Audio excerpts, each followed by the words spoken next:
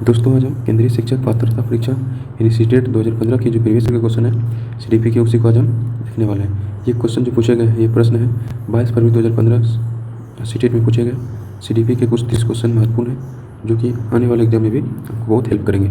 इससे पहले हम 2011 से 14 तक के क्वेश्चन कर चुके हैं। अगर आप नहीं देखे हैं तो सीटेट प्ले लिस्ट बना हुआ है, वहाँ प्ले लिस्ट में जाकर सभी वीडियो को देख सकते हैं। वीडियो शुरू करने से पहले अगर आप हमारे चैनल पर पहली बार आए तो JSR क्लासेस को सब्सक्राइब कर लीजिए, ऐसे ही प्रीवियस ईयर के क्वेश्चन पाने के लिए। चलिए शुरू करते हैं आज का पहला क्वेश्चन। देखिए आज का पहला क्वेश्चन कहता है कि निम्नलिखित में से कौन सा बच्चों के संवेगात्मक विकास के लिए सर्वाधिक उपयुक्त है। तो याद रखिएगा वह है कक्ष का प्रजातांत्रिक परिवेश। देखिए कहता है बच्चों के संवेगात्मक विकास के लिए कक्ष का प्रजातांत्रिक परिवेश आवश्यक है, जिससे बच्चा विद्यालय में बच्चों के साथ समय गुजारने एवं बच्चों के अभिजात समूह के दोस्त या खेल कूद के साथी होते हैं। यह परिवेश बच्चों को नकारात्मक भावों के सापेक्ष सकारात्मक भावों की मान्यता देता है। ठीक है, अब देखिए दूसरा क्वेश्चन। दूसरा क्वेश्चन कहता है निम्नलिखित में से कौन सा एक उपयुक्त रचनात्मक आकलन कार्य नहीं है। तो याद रखिएगा ऑप्शन डी है विद्यार्थियों को योग्यता क्रम निर्धारित करना। देखिए कहता है कि रचनात्मक आकलन के अंतर्गत छात्रों को खुले कांध वाले प्रश्न, परियोजना, किसी विषय वस्तु का अवलोकन करना आदि आता है, जबकि विद्यार्थियों को योग्यता क्रम निर्धारित करना मूल्यांकन कार्य होता है। देखिए 3 नंबर क्वेश्चन कहता है कि एक प्रभावशाली अध्यापिका होने के लिए यह महत्वपूर्ण है। ऑप्शन डी है प्रत्येक बच्चे के संपर्क में रहना। देखिए कहता है कि एक प्रभावशाली अध्यापिका होने के लिए जो सबसे महत्वपूर्ण योग्यता होती है वह है प्रत्येक बच्चे के संपर्क में रहना तथा उसकी परेशानियों को जानना एवं उसके हल करना। यह तभी संभव है जब अध्यापिका प्रत्येक बच्चों को संपर्क में रहेगी। देखिए 4 नंबर क्वेश्चन कहता है कि बच्चों के अधिगम को सुगमता बनाने के लिए अध्यापकों को एक अच्छे कक्षा की परिवेश का सृजन करने की आवश्यकता होती है। इस प्रकार के अधिगम परिवेश का सृजन करने के लिए नीचे दिए गए कथनों को कौन सा सही नहीं है। देखिए अब कथन पढ़ते हैं हम लोग। देखिए पहला कथन दिया हुआ है बच्चों के प्रयास को स्वीकृति, अध्यापक के अनुसार कार्य करना, बच्चे को स्वीकार करना, अध्यापक का सकारात्मक रूप। देखिए ऑप्शन बी है अध्यापकों के अनुसार कार्य करना। देखिए बच्चों के अधिगम की सुगमता बनने के लिए अध्यापक को एक अच्छे कक्षाई परिवेश का सृजन करने की आवश्यकता होती है, जिसके अंतर्गत बच्चों के द्वारा किए गए प्रयासों को स्वीकृति देना एवं उस कार्य के लिए और ज़्यादा उत्साहित करना। इसके लिए उन्हें बच्चों के साथ साथ उन्हें स्वीकार करना होगा। अध्यापक को अपने रूप को बच्चे के प्रति सकारात्मक रखना होगा। यदि अध्यापक अपने बच्चे के अनुसार बच्चों के कार्य करवाता है तो बच्चे के ऊपर मानसिक प्रभाव पड़ता है। सही बात है, ठीक है, तो आपका आंसर भी हो जाएगा।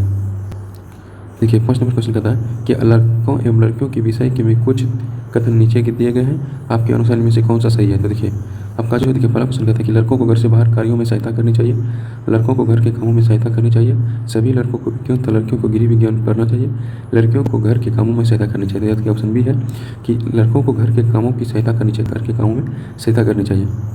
देखिए लड़कों को घर के कार्यों में सहायता करनी चाहिए, यही वाक्य मात्र निष्पक्ष है, वाक्य अन्य तीनों वाक्य कहीं ना कहीं लिंग पक्षपात की तरफ इशारा करता है। ठीक है, अब देखिए 6 नंबर क्वेश्चन कहता है कि एक बच्चे को कॉपी में लिखने में विपरीत छवियां, दर्पण छवियां आदि जैसी गलतियां मिलती है। इस प्रकार के बच्चा लक्षण प्रदर्शित कर रहा है अधिगम की औसतता। क्या कहता है कि अधिगम का अर्थ होता है सीखना, यह प्रक्रिया जो कि पूरे जीवन चलती रहती है।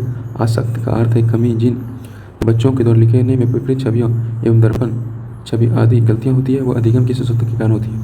यह मानसिक रोग जिसमें व्यक्ति की संज्ञात्मक शक्ति काफ़ी हद तक न्यून होती है, इसे मानसिक मंदता भी कहते हैं। ठीक है, मंदन भी कहते हैं। अब देखिए 7 नंबर क्वेश्चन कहता है कि शिक्षार्थियों के ज्ञान अर्जन में सहायता करने के क्रम में अध्यापक को किस प्रकार ध्यान केंद्रित करना चाहिए। तो याद रखिए ऑप्शन सी है तो परीक्षार्थी को सक्रिय सहभागिता के लिए शामिल करना। किसमें? शिक्षार्थी को सक्रिय सहभागिता के लिए शामिल करना। देखिए शिक्षार्थियों को ज्ञान अर्जन में सहायता करने में क्रम अध्यापक को उनकी सक्रिय सहभागिता के लिए शामिल करना। देखिए 8 नंबर क्वेश्चन कहता है कि अध्यापक के दृष्टिकोण से प्रतिभाशाली किसका संयोजन है। तो याद रखिएगा ऑप्शन डी है उच्च क्षमता, उच्च सृजनात्मकता, उच्च स्मरण शक्ति। कहता है एक अध्यापक के दृष्टिकोण से प्रतिभाशाली बालक यह है जिसमें उच्च क्षमता, उच्च सृजनात्मक, उच्च स्मरण शक्ति हो। देखिए 9 नंबर क्वेश्चन कहता है कि NCF 2005 के अनुसार गलतियाँ इस कारण से महत्वपूर्ण होती है। ऑप्शन सी कि ये बच्चे विकार की अंतर्दृष्टि उपलब्ध कराती है तथा समाधानों को पहचानने में सहायता करती है। देखिए कहता है NCF 2005 के अनुसार गलतियाँ इस कारण महत्वपूर्ण होती है क्योंकि ये बच्चे के विचारों को समझने के लिए एवं उपलब्ध कराती है, जिससे अवगत होकर अध्यापक उनके विचारों भावों को निर्देशित करता है। अब देखिए 10 नंबर क्वेश्चन देखिए कहता है कि आउट ऑफ द बॉक्स चिंतन किससे संबंधित है। याद रखिए आउट ऑफ द बॉक्स जो चिंतन संबंधित है वह है अपसारी चिंतन से। किससे? अपसारी चिंतन। देखिए कहता आउट ऑफ द बॉक्स चिंतन अपसारी चिंतन से संबंधित है। इस प्रकार के चिंतन में व्यक्ति को कुछ तथ्य तो दिए होते हैं, उनमें अपनी ओर से एक तथ्य जोड़कर निष्कर्ष निकालना होता है। अब देखिए 11 नंबर क्वेश्चन कहता है कि शिक्षण में अध्यापक के द्वारा विद्यार्थियों का आकलन इस अंतर्दृष्टि को विकसित करने के लिए किया जा सकता है।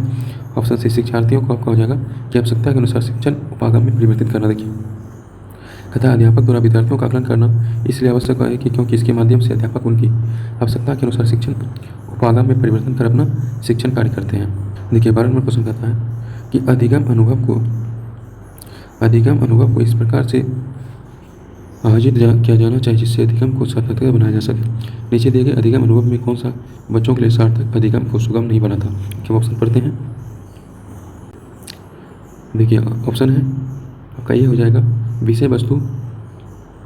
देखिए ऑप्शन है विषय वस्तु को केवल याद करने के आधार पर पुनरावृत्ति। देखिए कहता है कि अधिगम अनुभव को इस प्रकार से आयोजित किया जाना चाहिए कि जैसे कि विषय वस्तु पर प्रश्न बनाना, प्रकरण दर चर्चा, वाद विवाद करना, प्रकरण पर प्रस्तुत देना अनुभव अधिगम को सुगम बनाते हैं, जबकि किसी विषय वस्तु में केवल याद करने के आधार पर पुनरावृत्ति करना अधिगम को सुगम और सार्थक नहीं बनाता। अब देखिए 13 नंबर क्वेश्चन कहता है कि बच्चों को शाब्दिक या गैर शाब्दिक दंड देने का परिणाम होता है। ऑप्शन डी, उसके स्वयं के प्रति अवधारणा को नष्ट करना। देखिए क्वेश्चन कहता है कि बच्चों को शाब्दिक या गैर शाब्दिक दंड देने से बचना चाहिए क्योंकि इससे उनके स्वयं प्रति अवधारणा नष्ट हो जाती है। अब देखिए 14 नंबर क्वेश्चन कहता है कि निम्नलिखित में से कौन सा प्रारंभिक बाल्यावस्था के दौरान उन भूमिकाओं एवं व्यवहारों के बारे में जानकारी प्रदान करते जो एक समूह के स्वीकार्य है? तो याद रखिएगा माता पिता भाई बंधु क्या कहता है प्रारंभिक बाल्यावस्था अवधि के दौरान भूमिकाओं एवं व्यवहारों के बारे में जानकारी जिन समूह से प्राप्त होती है वह माता पिता भाई बहन पारिवारिक परिवेश है जो एक समूह के रूप में स्वीकार्य है। देखिए 15 नंबर क्वेश्चन, विद्यार्थियों को स्वच्छता के लिए प्रेरित करने हेतु उन्हें स्वच्छता समिति सदस्य बनना चाहिए प्रतिबंधित करता है। याद रखिएगा प्रेरणा को सामाजिक संस्कृति क्या करती है कि प्रेरणा की पहला नंबर ऑप्शन हो जाएगा प्रेरणा की सामाजिक संस्कृति संकल्पनाएं। अब देखिए 16 नंबर क्वेश्चन, देखिए 16 नंबर क्वेश्चन कहता है कि निम्नलिखित में से कौन से आयु समूह प्रवर्ती बाल्यावस्था की श्रेणी के अंतर्गत आता है? तो याद रखिएगा 9 से 12। देखिए कहता है कि प्रवर्ती बाल्यावस्था 9 से 12 वर्ष तक मानी जाती है। इस आयु के शारीरिक विकास की गति कुछ धीमी हो जाती है परंतु इस अवधि शारीरिक विकास दृढ़ता का की ओर उन्मुख होता है। यही कारण कि 9 से 12 वर्ष की अवधि को पारिपरिक काल भी कहते हैं। अब देखिए 17 नंबर क्वेश्चन कहता है कि आजर वह तर्क देता है कि भाषा विकास की नैसर्गिक प्रवृत्ति से प्रभावित होता है जबकि सोनाली महसूस करती है कि यह परिवेश से प्रभावित होता है। आजर व सोनाली के बीच यह चर्चा किस विषय में है? तो याद रखिएगा प्रकृति का पालन पोषण पर विवाद है। किस पे है?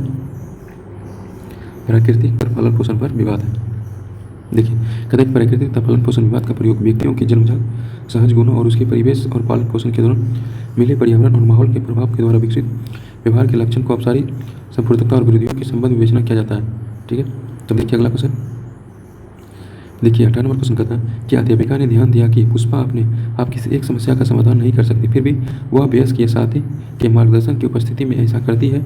इस मार्गदर्शन को कहते हैं, याद रखिए इसको कहते हैं सहारा देना। क्या कहते हैं? सहारा देना। देखो यदि छात्र द्वारा किसी की सहायता से प्रश्नों का हल किया जाता है तो उसे सबसे बड़ा है, तो इस प्रकार के मार्गदर्शन को हम सहारा देना कहते हैं।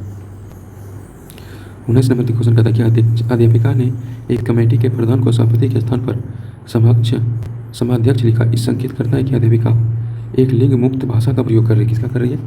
लिंग मुक्त भाषा का प्रयोग कर रही है। देखिए कहता है सभापति एक पुल्लिंग शब्द है जबकि समाक्ष एक सामान्य शब्द है जिसके अंतर्गत पुल्लिंग या स्त्रीलिंग दोनों आते हैं। अध्यापिका ने एक लिंग मुक्त भाषा का प्रयोग किया। देखिए 20 नंबर क्वेश्चन, सतत एवं व्यापक मूल्यांकन किस लिए आवश्यक है? देखिए सतत एवं व्यापक मूल्यांकन जो है वो ऑप्शन डी है। यह समझने के लिए अधिगम का विकास अवलोकन किया जाता है, दर्ज किया जाता है कि वो सुधार किया जा सकता है। देखिए 21 नंबर क्वेश्चन कहता है कि लॉरेंस कोहलबर्ग के सिद्धांत में कौन सा स्तर नैतिकता की अनुपस्थिति का सही अर्थ सूचित करता है? देखिए लॉरेंस कोहलबर्ग के सिद्धांत में कौन सा स्तर नैतिकता की अनुपस्थिति को सही अर्थ में सूचित करता है? देखिए इसका ऑप्शन है यह हो जाएगा ऑप्शन सी स्तर। देखो किसको?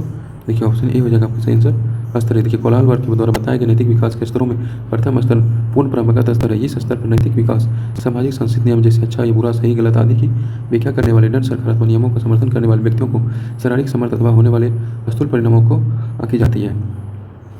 देखिए 22 नंबर क्वेश्चन कहता है कि निम्नलिखित में से कौन सा बच्चों के समाजीकरण को प्रगतिशील मॉडल के संदर्भ में सही नहीं है? तो याद रखिएगा ऑप्शन बी है। बच्चे विद्यालय में बताई गई बातों को स्वीकार करते हैं चाहे उनकी सामाजिक पृष्ठभूमि कैसी भी हो। अब देखिए अगला क्वेश्चन।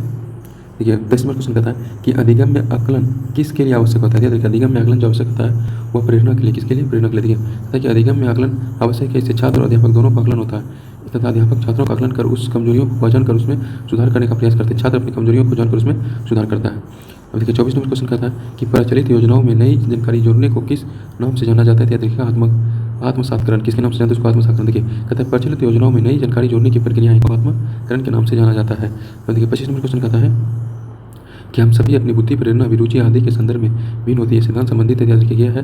व्यक्तिगत भिन्नता किससे? व्यक्तिगत भिन्नता कहता है यदि कोई व्यक्ति अपनी बुद्धि, प्रेरणा, अभिरुचि आदि के संदर्भ में भिन्नता हो तो इस प्रकार के अध्ययन को व्यक्तिगत भिन्नता के सिद्धांत से संबंधित मानते हैं।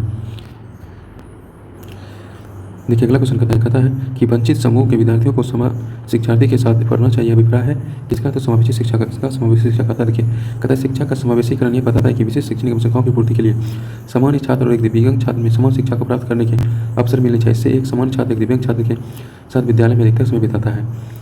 देखिए 27 नंबर क्वेश्चन कहता है कि कोई भी नाराज हो सकता है, यह आसान है, परंतु एक सही व्यक्ति के ऊपर सही मात्रा में, सही समय पर, सही उद्देश्य के लिए तथा सही तरीके से नाराज होना आसान नहीं। यह संबंधित है याद रखिएगा संवेगात्मक विकास से। किससे? संवेगात्मक विकास से। देखिए कहता है माता पिता तथा अध्यापक को बालकों के संवेगात्मक व्यवहार का अध्ययन करने के उनको उचित मार्गदर्शन करना चाहिए। शिक्षा के द्वारा व्यतीत संवेगों को नियंत्रित करने तथा वांछित संवेगों को प्रोत्साहित करने का प्रयास किए जाने चाहिए। अब देखिए 28 नंबर क्वेश्चन कहता है कि विकृत लिखावट से संबंधित लिखने की योग्यता में कमी किसका एक लक्षण याद रखिएगा? डिस्ग्राफिया का। किसका? डिस्ग्राफिया। देखिए कहता है डिस्ग्राफिया विकृत लिखावट से संबंधित लिखने की योग्यता में कमी को प्रकट करता है, जबकि डिस्प्रेक्सिया समान विकार और डिस्कुलिया गणना विकार और डिस्क्लेसिया पठन विकार से संबंधित है। अब देखिए 29 नंबर क्वेश्चन कहता है कि पियाजे के सिद्धांत के अनुसार निम्नलिखित में से कौन सा व्यक्ति के संज्ञात्मक विकास को प्रभावित नहीं करेगा? याद रखिए वह सामाजिक अनुभव। कौन सा? सामाजिक अनुभव। देखिए कहता है पियाजे के सिद्धांत के अनुसार सामाजिक अनुभव वाला व्यक्ति संज्ञात्मक विकास को प्रभावित नहीं करेगा। अब देखिए 30 नंबर क्वेश्चन कहता है कि इनमें से कौन सा, देखिए कहता है इनमें से कौन सा त्रितंत्रीय सिद्धांत में व्यवहारिक बुद्धि का अभिप्राय नहीं है? तो याद रखिए ऑप्शन बी, केवल अपने विषय में व्यवहारिक रूप में से विचार करना। तो कहता है बुद्धि के त्रितंत्रीय सिद्धांत के अंतर्गत संदर्भ उप शामिल सिद्धांत, अभिनयजन उप सिद्धांत और घटक उप सिद्धांत शामिल है। इन तीनों उप सिद्धांतों के अनुसार क्रमशः अपने वातावरण के साथ अनुकूलन, समायोजन, अनुभव, व्यवहारिक ज्ञान तथा आलोचनात्मक ढंग से संचित करने की क्षमताएं विकसित होती है। अतः केवल अपने विषय में व्यवहारिक रूप से विचार करना इसमें शामिल नहीं है। तो दोस्तों ये थे हमारे क्या कहता है CDP के कुल 30 क्वेश्चन जो कि 2015 में फरवरी में पूछे गए थे। तो दोस्तों अगर वीडियो अच्छा लगा हो तो जैसे पहले से सब्सक्राइब कर लीजिए ऐसे ही प्रीवियस ईयर का वीडियो पाने के लिए। मिलते हैं अगले वीडियो में। थैंक यू, धन्यवाद।